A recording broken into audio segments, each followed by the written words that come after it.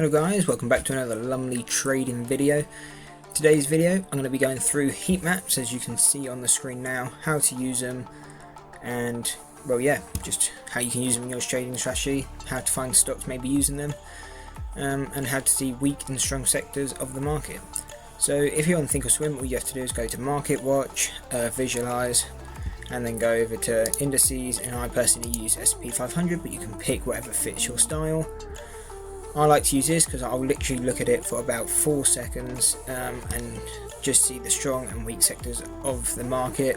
If I'm feeling the market's feeling a bit weird today, but as you can see, they've all got titles. So you got information technology, financials, industrials, utilities, real estate, energy, healthcare, and stuff like that.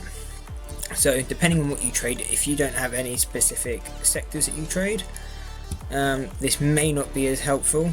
I mean, this will be more helpful, sorry, because then you can see what sectors are doing well and which ones are weak.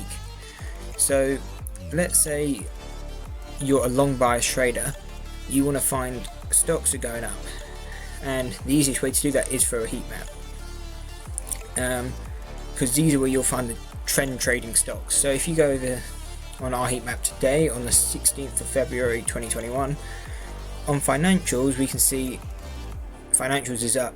Most of it is green, and that means the stock is up for the day. And then yeah, so the lighter the green, the more it's up.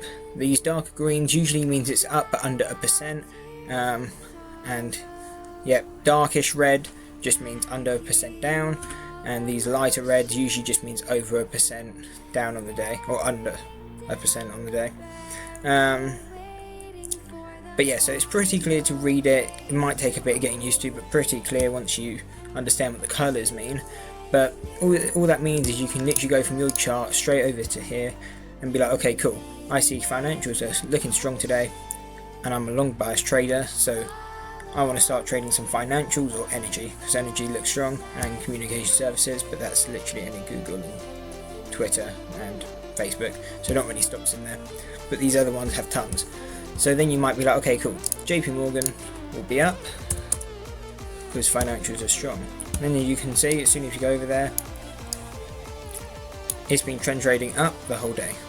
So if you're a long bias trader, and maybe trade more like the 1 to 2 hours time frame, or just doing trend trades, heat maps can be a great way to find the stocks that are trending, such as JP Morgan here.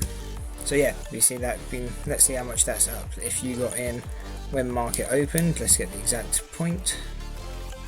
So market opened here,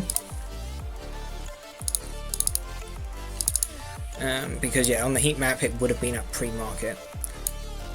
So yeah, if you bought in here, cool, it did a bit of a pullback pre-market. I mean, just as market opens, and you'll usually find this in the first 30 minutes. If you're a trend trader, you probably don't want to be trading, because that's usually you'll pump one way and then maybe have a bounce, as you'll see when we probably go through some other stocks. But yeah, so we went down nearly 1% and then followed it up for the day. I can't see that because we're too far over. Let me get that again, and we're probably up a 1% or so. Yeah, if we go to the high of day, we're up 1.25%. So that's an easy way to find these trends if that's what your style is. And then we'll go back over, and then you might be like, okay, cool, energy's looking good. Let's see what not Zoom, XOM is doing. Again, it's probably trended up for the day. Don't know what happened there. So we'll highlight market hours, and we can see we got a nice pull in the morning. Keep doing that, very annoying. So yeah, we got a nice pull up in the morning, 2.5%, but then we still kind of trended up for the day. So if you got on a pullback, you would have still made money. And at a max, it was up nearly just under 3% from that initial market open move. So yeah, that's basically how you use heat maps. So you just find weak and strong parts of this market, and depending on what you are, if you're a long bias trader or a short bias trader, it's an easy way to see it. So if you're a short bias trader, you might be going over to healthcare, and you might say, okay, UNH, that's looking super weak today. If it loads, cool, we're down just over 1% from yesterday.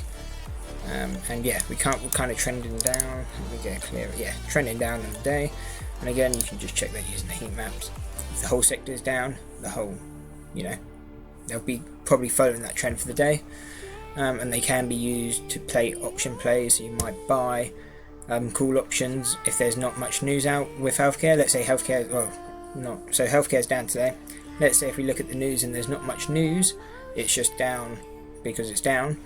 A lot of traders may buy calls, maybe expiring next week, or they might do long dated calls just because they're expecting it to probably bounce back tomorrow, especially if it's not super red, which these aren't. They're like 1% or so, so that could easily be recovered by tomorrow.